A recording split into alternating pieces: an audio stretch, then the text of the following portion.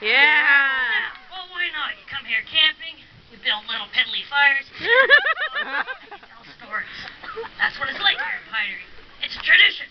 Everybody's got a good ghost story or two. Well, I got one for you. Well, maybe you heard it before, and if you have, you're just gonna have to pretend you haven't. But it's about voyageurs. And of course, the voyageur that told me the story right from the horse's mouth. Because I knew the voyageurs. I've been here since 91. 1791, that is. And I've seen a lot of different stories. But this one friend of mine, the voyageur, he told me about one trip he took one summer, all the way from Montreal. Hey, you're gonna have to turn that flashlight off. You're burning out my retinas. Thanks. All the way from Montreal up to Fort William, what you now call Thunder Bay. And all the voyageurs all summer paddling along in the big canoes all day, sometimes up to 16 hours a day of paddling. Long, long days. They would talk, they would tell stories, and they would sing. Because, of course, the voyageurs, they spent the whole season together. They got to know each other pretty well. And some of the songs they sang, well, you know. Let me think. There's one you gotta know. Do we have any Canadians here in the crowd? Woo! You got many, buddy. Do we have any Canadians? Okay. So one of the songs you might know sort of goes like this. It goes, waltzing Matilda, waltzing Matilda, you come over ribbon, wrong country. Alouette, chanty, alouette, alouette, chanty, blue, chanty, blue, Alouette. Okay, so that's one of the old voyageur songs, and of course you know it. They sang those songs to help them keep in time when they were paddling and to pass the time.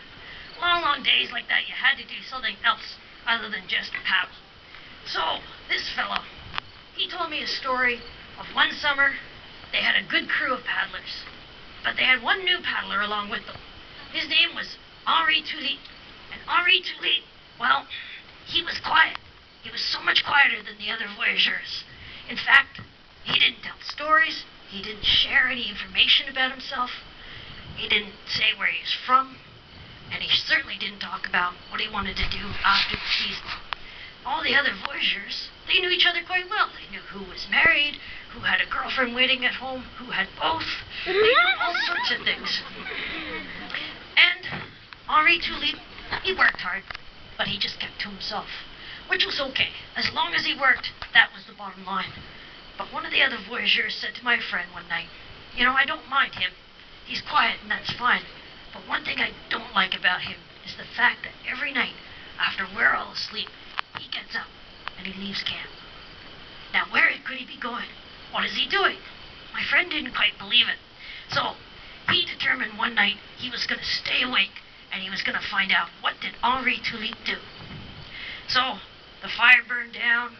All the voyageurs were laying around, sleeping, burping, farting, going to sleep, snoring, and he was just about asleep himself. He had one eye left open to watch for Henri, and suddenly he saw some movement. And sure enough, there was Henri getting up out of his bedroll and sneaking out of camp. This was his chance. He was going to follow him and find out. He gave him a few minutes head start, and then my friend got up out of camp and followed him out as well, into the woods. And Henri Tulip, he just headed away from the camp, into the darkness. My friend followed at a few paces behind. And then Henri Tulip, he started to pick up the pace. He started to trot. My friend picked up the pace. He kept up with him. And then he lost sight of him. My friend started to get scared. He ran a little bit faster, and he caught sight of him, just there, ahead. And by this time, Henri was running. And my friend, he lost any pretense of being hidden, and he ran after Henri Tulip, because then he was petrified that he was going to be left alone in the woods. He was too far away from camp. He couldn't see the fire anymore, and the only one out there with him was Henri.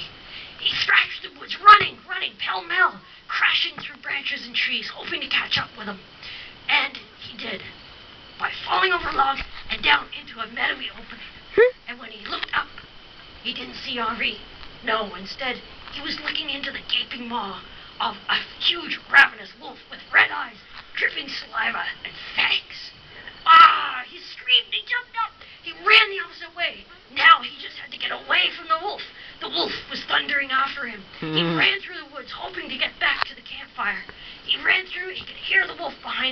And just as he broke into the clearing to the campfire, he felt the wolf scrape down his back with his huge claws.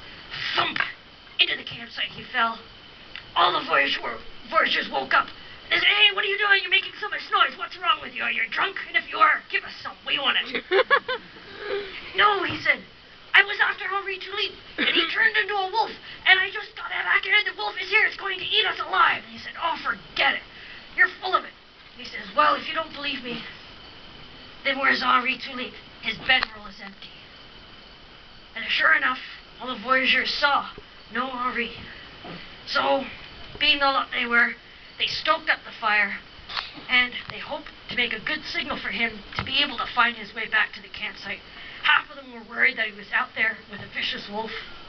The other half were afraid that he had actually turned into the vicious wolf, that he was actually a shapeshifter, and that's what he was doing all night. They waited until morning, and no Henri. Henri didn't show up. So, the fire went out, they packed the canoe, and the company would not wait any longer. They had to head out onto the lake. So off they went into the lake, paddling.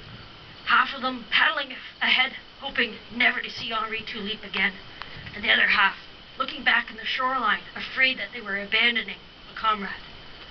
And you know, Henri was never seen again or heard from. They left him out there. And all of that happened on a night much like tonight.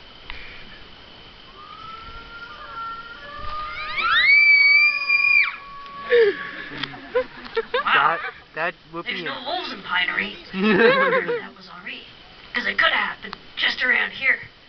And even though that wolf was a little bit flat, it sure got you over there. So stories like that are the kind that make campfires fun. They scare some people, and they make other people think. And they sure are fun to tell.